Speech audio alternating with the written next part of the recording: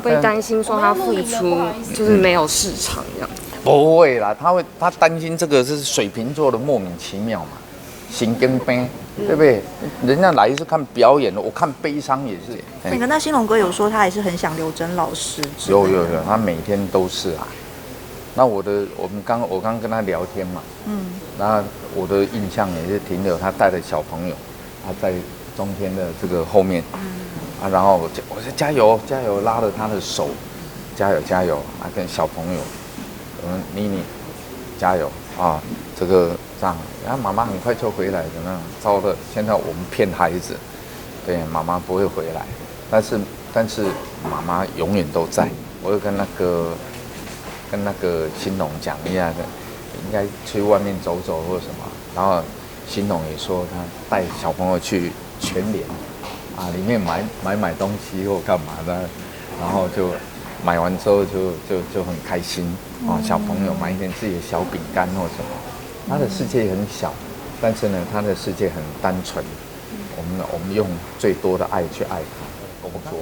那兴隆哥有说他下一步想要干嘛吗？下一步啊，对啊，他现在总算会比较不会有那种不好的方向的一个角度，对，但是我还是希望他可以好好的继续完成人生应该肩负的一个任务，对，还蛮重要的。谁？你 OK 了？知道我妈妈离开了。基本上就是给他的妈妈去旅行了，要很久才会回来，就这样。可是他不会找保姆会，但是找不到啊。对啊，他无奈也就是这样啊。对啊，我这个是替兴隆讲这个话。他经济状况是有。你可以工作啊。对啊。对啊，你可以出来工作啊。有什么好那个的呢？对啊，还是干嘛？我募款是要买房子是吧？还是要换车？很无聊。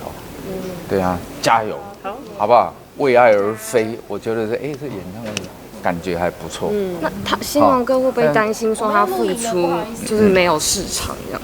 不会啦，他担心这个是水瓶座的莫名其妙嘛，心跟悲，对不对？人家来是看表演的，我看悲伤也是，悲剧也是一个电影吧。我这么悲伤，中国大陆史上台湾最卖的电影，《妈妈再爱我一次》，知道那个电影吗？台湾不红哦，从要求那个乡村啊哪里全部都在看这个电影。